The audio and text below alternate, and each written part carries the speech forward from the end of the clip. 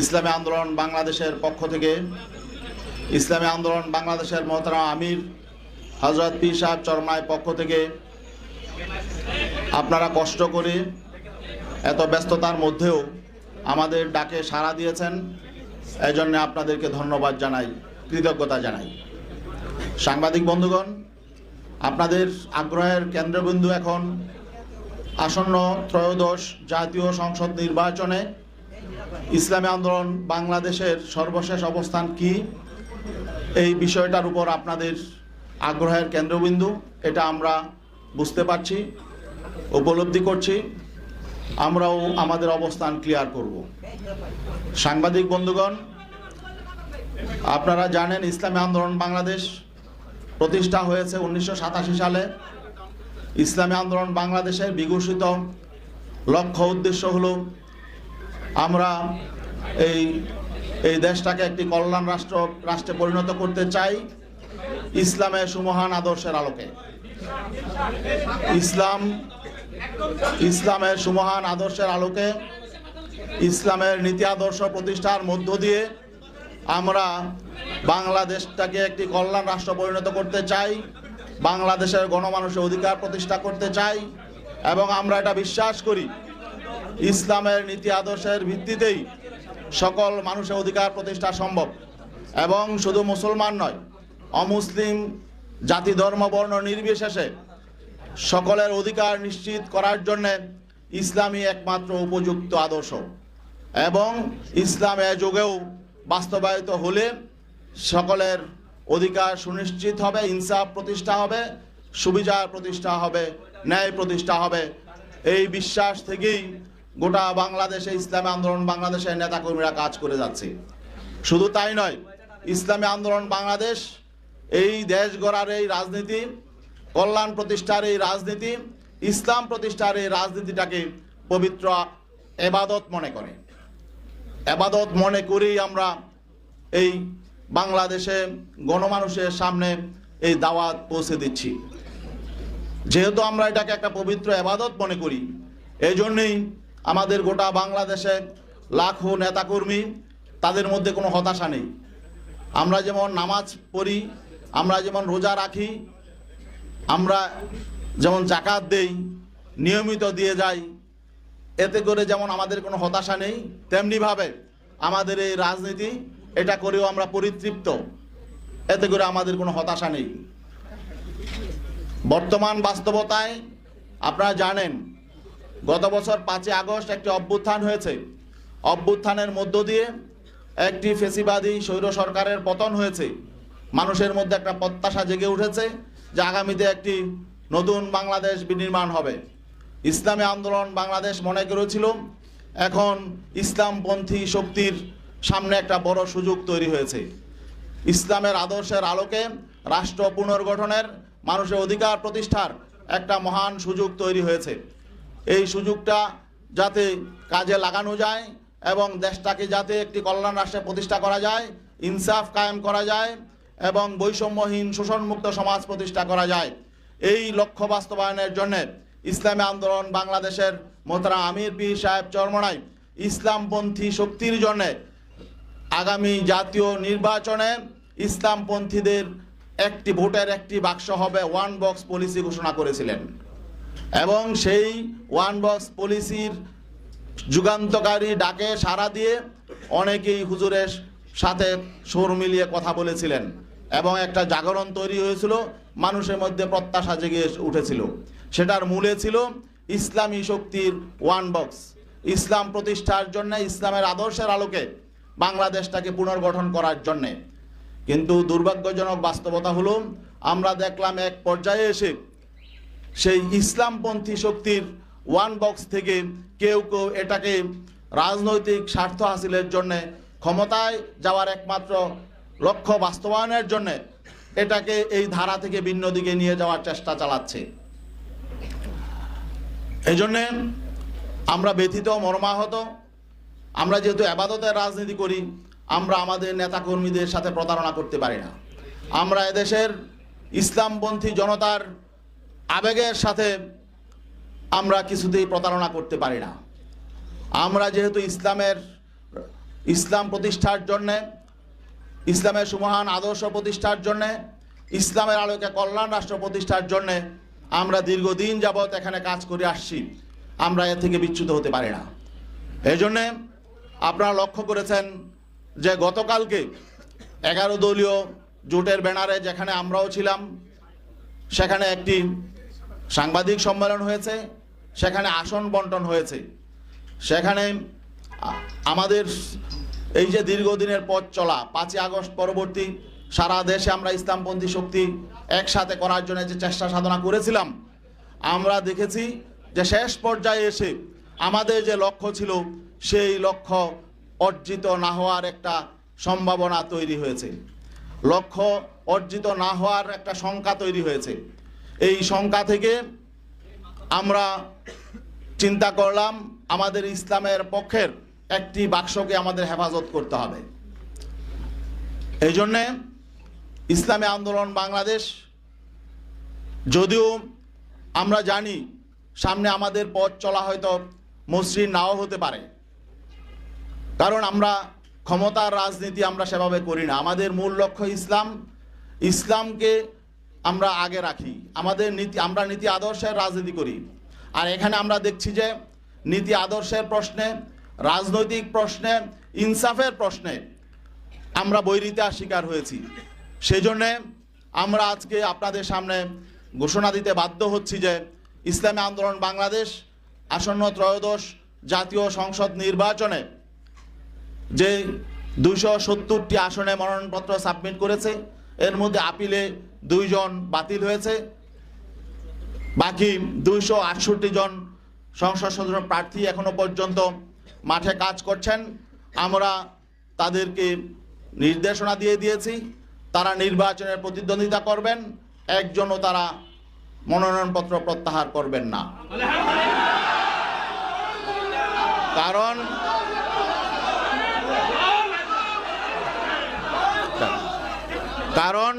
কারণ আমরা ইসলামী জনতার যে প্রত্যাশা, যে এখানে একটা বিষয় স্পষ্ট করে বলতে হয় যে আমরা কেন এই সিদ্ধান্তে আসলাম। জানেন যে এখানে বাংলাদেশ জামাতে ইসলামী একটি বড় শক্তি ছিল, অস্বীকার করার সুযোগ নেই। তাদের শক্তি সামর্থ্য অনেক বেশি, ঠিক আছে, কিন্তু আমরা আদর্শিকভাবে, নৈতিকভাবে আমরা কারো চেয়ে দুর্বল নই। আজকে আমাদের দুঃখজনক বাস্তবতা হলো আমরা অবাক বিস্ময়ের সঙ্গে দেখলাম জামাতে ইসলামী সম্মানিত আমির জনাব ডাক্তার শফিকুর রহমান, তিনি স্পষ্ট করে বলেছেন যে তারা ক্ষমতায় গেলে প্রচলিত আইন অনুযায়ী রাষ্ট্র পরিচালনা করবেন। এবং তিনি যে খ্রিস্টান সম্প্রদায়ের প্রতিনিধির সঙ্গে কথা বলছিলেন, সেই খ্রিস্টান সম্প্রদায়ের একজন সম্মানিত নারী, তিনি স্পষ্ট করে বলেছেন যে আমরা আশ্বস্ত হয়েছি যে জামাতের আমির শরিয়া আইন প্রতিষ্ঠা করবেন না, এই ওয়াদা তিনি করেছেন, এই জন্য আমরা আশ্বস্ত হয়েছি। তো এখন বাকি এই বিষয়টা যখন আমরা জানতে পারলাম, তখন আমরা স্পষ্ট হয়ে গেলাম যে আমরা যেই লক্ষ্য নিয়ে চলছি সেই লক্ষ্য অর্জিত হবে না।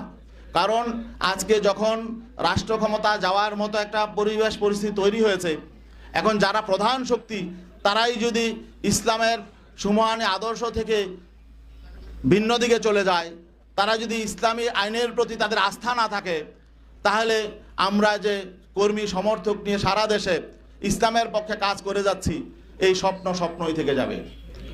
এবং আজকে আমরা অবাক বিস্ময়ের সাথে লক্ষ্য করছি জামাতে ইসলামী বাংলাদেশের সারা দেশে লক্ষ লক্ষ কর্মী সমর্থক আছেন। আমরা জানি বাংলাদেশ জামাতে ইসলামী তাদের জন্মের পর থেকে একটা মৌলিক স্লোগান ছিল যে আল্লাহর আইন চাই, সৎ লোকের শাসন চাই। এখন যখন ক্ষমতায় যাওয়ার মতো অবস্থা তৈরি হয়েছে, তখন তারা আল্লাহর আইন থেকে সরে গেলেন।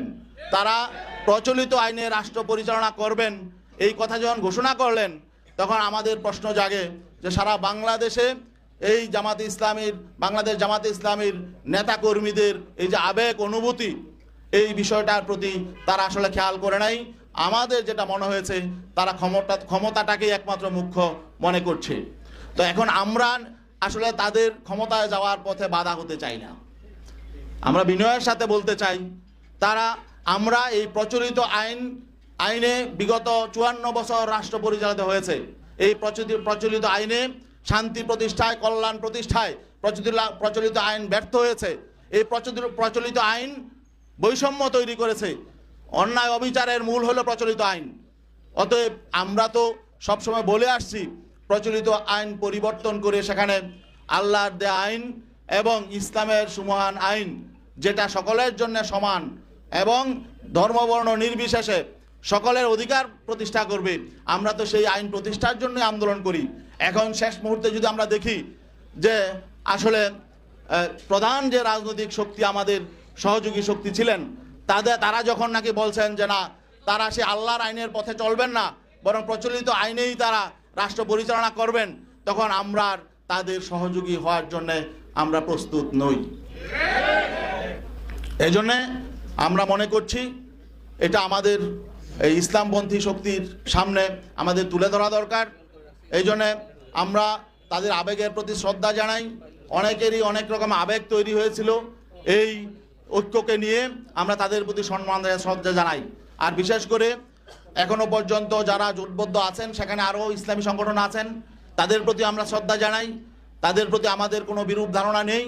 তবে আমি তাদেরকে বিনয়ের সাথে অনুরোধ করব, তারা যাতে এই যে জামায়াতে ইসলামীর প্রধান যে বক্তব্যটা দিয়েছেন, এইটার ব্যাপারে যদি তাদের নীতি আদর্শের সাথে সাংঘর্ষিক তারা মনে করেন, তারা যাতে একটু ক্লিয়ার হয়ে নেন। আরেকটি বিষয়, এটা ছিল আমাদের আদর্শিক বিষয়, আর একটা রাজনৈতিক বিষয়ও এখানে আছে। কারণ শুধু একটি কারণেই আমাদের অবস্থান নয়, আরও বেশ কিছু কারণ আছে। মৌলিক কারণগুলো আমি বলছি।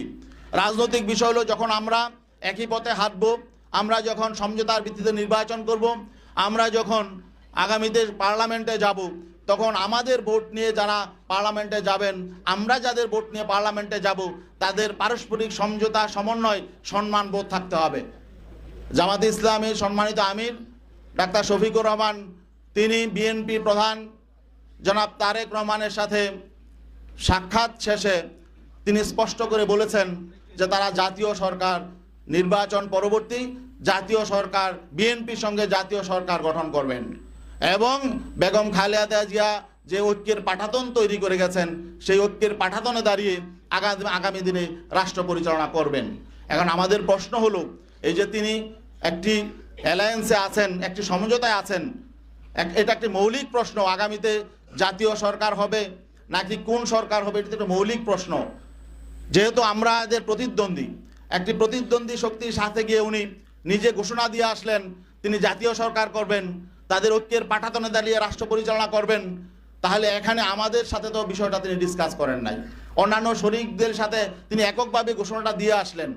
এখন আমাদের শঙ্কা হলো যে এখানে নির্বাচনের আগে যেহেতু একটা সমঝোতা সমন্বয় প্রতিদ্বন্দ্বী দলের সাথে হয়ে যাচ্ছে, তাহলে নির্বাচনটা আসলে পাতানো নির্বাচন হবে কিনা, এটা কি ইলেকশন হবে নাকি সিলেকশন হবে, এই শঙ্কাটাও আমাদের সামনে চলে এসেছে। তো এই শঙ্কা নিয়ে আমরা তো আসলে মানে সহযোগী হতে চাই না কারো। আমরা চাই একটি প্রতিদ্বন্দ্বিতাপূর্ণ নির্বাচন। বাংলাদেশে স্বাধীনতা পরবর্তী যে নির্বাচনী যে কলঙ্ক হয়েছে, সেই কলঙ্ক থেকে আমরা বেরিয়ে আসতে চাই। আর আমরা এমন সমঝোতার নির্বাচন, নিজেদের মধ্যে ভাগাভাগির নির্বাচন এবং সিলেকশনের নির্বাচন, এটা আমরা চাই নাই, মানুষ এটা চায় না, কিন্তু আমরা সেই আশঙ্কা করছি। সেই আশঙ্কা থেকেও আমরা শঙ্কিত যে আগামী দিনে আসলে সুষ্ঠু, নিরপেক্ষ, গ্রহণযোগ্য নির্বাচন হবে কিনা, নাকি আমাদের সাথে ঐক্য করে তলে তলে আবার ভিন্ন রকম কিছু হবে, এই আশঙ্কাটাও আমাদের মধ্যে দেখা দিয়েছিল। তো এই জন্যে আসলে আমরা মনে করছি এগুলো জনগণের সামনে প্রকাশ করা দরকার। জনগণও বুঝতে পারছে, উপলব্ধি করছে। আমাদের কাছে বিভিন্ন দিক থেকে বিভিন্ন সংবাদ আসছে, বিভিন্ন রাষ্ট্রের সাথে বিভিন্ন পরিকল্পনা করা হচ্ছে, কি হচ্ছে এটাও আমরা জানি না। এখন বিশ্বস্ত এখানে সমঝোতা সমন্বয় হতে হলে, ঐক্য হতে হলে পারস্পরিক শ্রদ্ধা, বিশ্বাস, আস্থা লাগে। আমরা আস্থা, বিশ্বাস, শ্রদ্ধার জায়গা যখন ভেঙে যায়, তখন তো আসলে সেখানে ঐক্য টিকে না। এই জন্যে আমি ইসলামী আন্দোলন বাংলাদেশের মোহতারাম আমিরের পক্ষ থেকে আদিষ্ট হয়ে আজকে আপনাদের সামনে এই কথাগুলো বললাম। আপনাদের যদি আরও কোনো ব্যাপারে কোনো প্রশ্ন থাকে। ও আরেকটা বিষয়, আমাদের যেহেতু 268 আসনে ক্যান্ডিডেট আছে, আর 32টা আসন এখনো ফাঁকা আছে, এই 32 আসনেও আমরা সমর্থন দিব। সেখানে কাদেরকে আমরা সমর্থন দিব সেটা আমরা মনোনয়নপত্র প্রত্যাহারের পরে আমরা ডিসাইড করব। আমাদের নীতি আদর্শ এবং লক্ষ্যের সাথে যাদের মিল হবে তাদের সাথে সহযোগ্য ক্যান্ডিডেট তাদেরকে আমরা ইনশাল্লাহ সমর্থন দিব এবং আমরা আশাবাদী গোটা বাংলাদেশের 300 আসনেই আমাদের পক্ষের ক্যান্ডিডেট থাকবে ইনশাল্লাহ, যাতে যাতে যাতে ওয়ান বক্স, যাতে পিসাব চরমনাই ইসলামের পক্ষে ওয়ান বক্স সেটা যাতে সঠিক বাস্তবায়ন আগামী নির্বাচনে থাকে, এই জন্য আমরা ইনশাল্লাহ এই ব্যবস্থা আমরা করব। সবাইকে ধন্যবাদ। একজন করে প্রশ্ন করুন। জি, আপনি আপনি আপনি আপনি দাঁড়ান।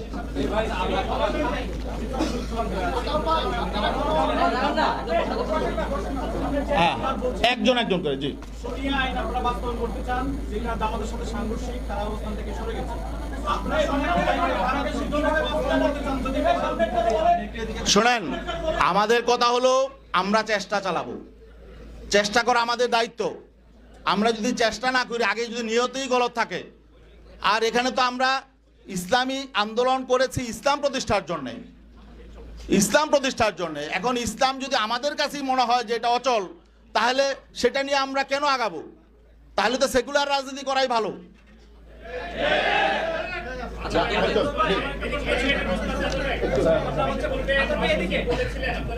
বলেছিলেন যদি ক্ষমতায় যাওয়া হয় জামাতের সঙ্গে আপনারা ধীরে ধীরে জনগণ যেভাবে চাই সেভাবে শরিয়া আইন বাস্তবায়ন করবেন।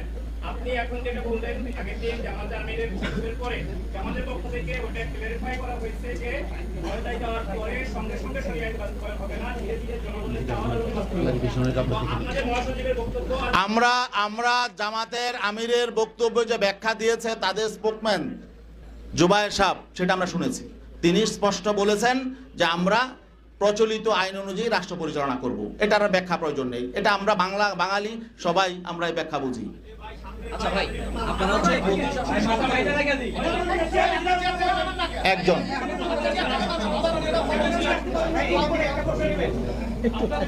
আপনারা যে নীতিগত আদর্শের কথা বলছেন, এর বাইরে কি আসন সমঝোতার কোনো আলোচনা ছিল? শেষ পর্যন্ত আপনারা বিভিন্নভাবে যে আসন সমঝোতা করছেন, শোনেন, আসন এখানে কম বেশি হতেই পারে, তবে এখানে আমাদের আত্মসম্মান বোধে লেগেছে, এটাও একটু বলা প্রয়োজন। আসন সমঝোতায় সর্বপ্রথম আলোচনা শুরু হয়েছে 2 আমিরের, ডিসেম্বরের 9 তারিখ আমিরে জামাত এবং আমাদের ইসলামী আন্দোলনের আমির পীর সাহেব চরমনাই দুইজন একান্তে বসেছিলেন। যেহেতু আপনি প্রশ্নটা করেছেন, এটা আসতে হয়, আমি এদিকে যেতে চাই নাই। প্রথম দিনই তিনি ইনসাল্ট করেছেন। আপনারা জানেন বিভিন্ন জরিপ প্রকাশ হয়। 9 ডিসেম্বর যেদিন তারা দুইজন বসেছিলেন, সেদিন প্রথম আলোতে একটা জরিপ প্রকাশ হয়েছিল। সেই জরিপ আপনারা দেখেছেন। সেই জরিপে প্রকাশ হয়েছিল যে বিএনপিকে চায় 65% মানুষ, জামাতে ইসলামকে চায় 25% মানুষ, আর সেখানে ইসলামী আন্দোলনেরও ছিল একটা, সেটা হলো 0.1% মানুষ। ঠিক আছে, ওই দিন বসার পরে আলোচনা শুরুতেই জামাতের আমির মোহতারাম তিনি আমাদের আমিরকে বললেন যে এই যে কি এই একটা প্রথম আলোতে একটা জরিপ এসেছে দেখেন। তাহলে এটার অর্থ কি?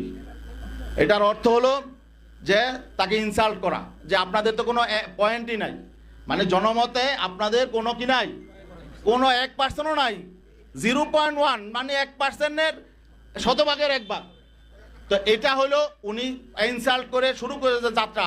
সেদিনই মোহতা আমির আমাদেরকে বলেছেন যে তাদের কিন্তু মতলব ভালো নয়, তারা হয়তো আমাদেরকে সাথে বেইনসাফি করবে। কারণ তিনি আমাকে এই জরিপের কথা কেন আনলেন সেখানে, পরে আমরা দেখলাম শেষ পর্যন্ত তারাই জরিপের মধ্যেই ছিল। এবং সর্বশেষ মিটিং যখন আমার সঙ্গে হয়, ডক্টর আব্দুল্লাহ মোহাম্মদ তাহের সাহেব তিনিও বললেন যে আপনাদেরকে অনেক আসন দেওয়া হয়ে গেছে, জরিপে তো আপনাদের এত নাই। তখন তিনি আমার দেশের একটা জরিপের কথা সেদিন আনলেন। আপনারা জানেন আমার দেশেও একটা জরিপ প্রকাশ হয়েছিল এবং সেটা হয়তো তারাই করেছে। যাই হোক, জরিপ কারা করে এটা আপনারাও জানেন, এগুলো পেইড এজেন্সি থাকে, এনজিও থাকে, টাকা দিয়া করা হয়। যাই হোক, তো এখানে ওই জরিপের ফলাফলটা রেজাল্টটা কী ছিল, যে সেখানে বিএনপিকে চায় 34% মানুষ, জামাতকে চায় 33% মানুষ, এনসিপিকে চায় 7% আর ইসলামী আন্দোলনকে চায় হলো 3% মানুষ। আচ্ছা বলেন দেখি, জামাতকে যদি 33% মানুষ চায়, এনসিপিকে যদি 7% মানুষ চায়, তো 40% হয়ে যায়। আর বিএনপি চায় 34%, বিএনপিকে চায়। তাহলে তো বিএনপি থেকেও এখন যদি এনসিপি তাদের সঙ্গে আছে, বিএনপির চেয়ে 6% ভোট তাদের বেড়ে গেছে। এখন তাহলে আমাদের কি আর এখানে অবস্থান থাকে? এখন তখন যখন তারা বলে জরিপে তো তা আসলে আপনাদের তেমন অবস্থান নেই, তা এখন তাহলে বোঝা গেল যে তারা যে আসন দিয়েছে এটা অনুগ্রহ করে দিয়েছে। তা আমরা তো কারো অনুগ্রহের পাত্র হয়ে রাজনীতি করতে চাই না। জি, এখন বলেন।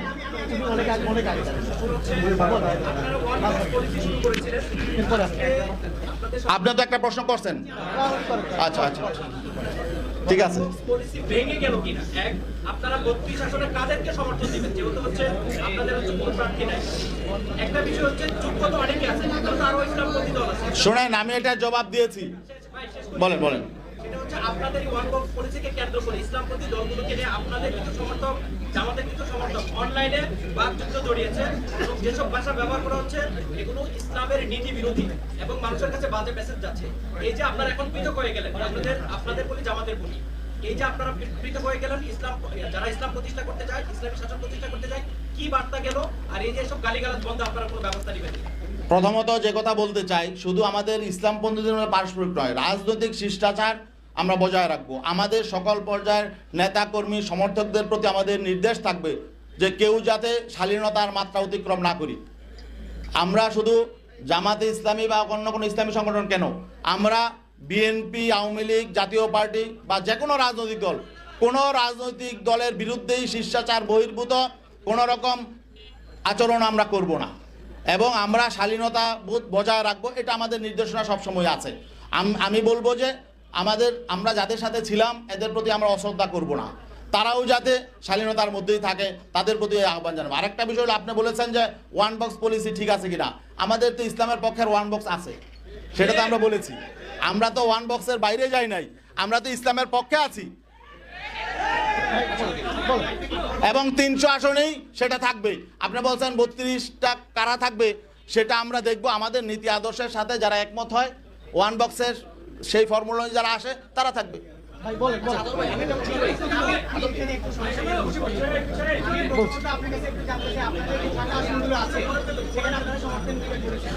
ওই আসনগুলোতে যদি জামায়াতের প্রার্থী যদি কোয়ালিফাই হয় তাহলে আপনাকে তাকে সমর্থন দেবেন। এক, আর দ্বিতীয়ত হচ্ছে যে এখানে ধরেন ইসলামী কোনো প্রার্থী না পেলে জঘন্য একটা দলের কাছে আমি আমার কথা বলেছি যে আমাদের নীতি আদর্শের সাথে যাদের সঙ্গতি থাকবে এবং আমাদের ওয়ান বক্স পলিসির পক্ষে যারা থাকবে তাদেরকে দিব।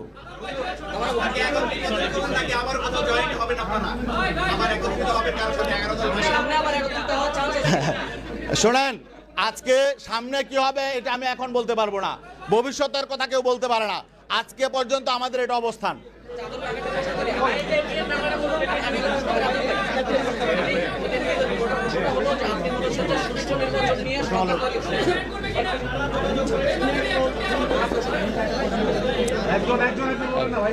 একটু দাঁড়ান, বলেন, আপনি বলেন।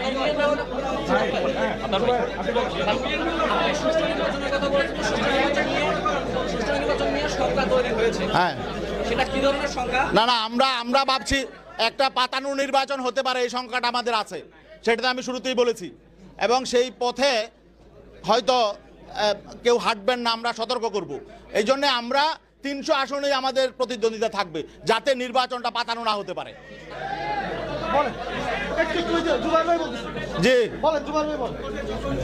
আপনারা আরো যে দলগুলো আছে, যে দলগুলো তাদের সঙ্গে আপনারা আলোচনা করেছিলেন, সেখানে ফিডব্যাক দিয়ে আপনারা বলেছেন যে তাদের সঙ্গে আপনাদের মধ্যে মিল হবে, তাদের সঙ্গে তাদের আলোচনা আছে কিনা, লাস্ট 300 আসনে আপনাদের প্রত্যাশা কি? শোনেন, 300 আসনের ব্যাপারে তো আমি বলেছি 300 আসনে আমাদের প্রার্থী থাকবে এক। আর আমাদের যারা সহযোগী ছিলেন সমমনা, তাদের কাছে আমরা বলেছি এবং আজকে আরও ক্লিয়ার করে দিলাম, তারা যদি ইসলামের পক্ষে ওয়ান বক্সে তারা যদি চায় তাহলে আমাদের সাথে তারা আসতে পারে, দরজা খোলা আছে। এবং আমি একটা কথাও বলেছি, তারা জামাতকেও প্রশ্ন করতে পারে, যে তাদের এই নীতিগত অবস্থান নিয়ে প্রশ্ন করতে পারে। আপনারা প্রচলিত আইন নিয়ে জামাত থেকে প্রশ্ন তুলেছেন যে ওই যে আলোচনার পরে খ্রিস্টান একটা প্রতিনিধিদের, আপনারা দেশের প্রচলিত আইন মানেন কিনা? না, শোনেন, একটা হলো যে মানতে বাধ্য হওয়া। দেখেন, আমরা অনেক কালাকানুনও কিন্তু মানতে বাধ্য হয়েছি, কিন্তু এগুলো আবার পরিবর্তন হয়েছে, তাই না? তা আমরা তো অনেক আইন মানতে বাধ্য। বাংলাদেশের নাগরিক হিসাবে সংবিধান মানতে বাধ্য, কিন্তু সংবিধানে কিছু অসঙ্গতি থাকে, বৈষম্যমূলক কিছু আইন থাকে, নিপীড়নমূলক কিছু আইন থাকে, এগুলো তো পরিবর্তনের সুযোগ থাকে, তাই না? অতএব আমাদের যদি শক্তি সামর্থ্য থাকে তাহলে আমরা এগুলো পরিবর্তন করব, সেটা নিয়মতান্ত্রিক উপায়ে।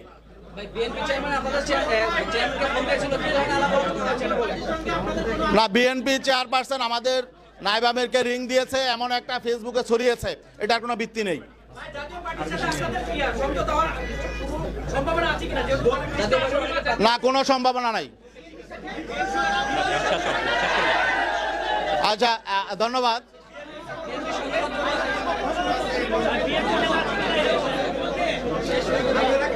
যেহেতু আমরা 300 আসনে নির্বাচন করব, অতএব বাংলাদেশের মানুষ যেহেতু নতুন বন্দোবস্ত চায় এবং ইসলামপন্থী মানুষ আগ্রহী আছে, আশা করি আমরা বিপুল ভোটে বিজয়ী হব ইনশাল্লাহ। ধন্যবাদ।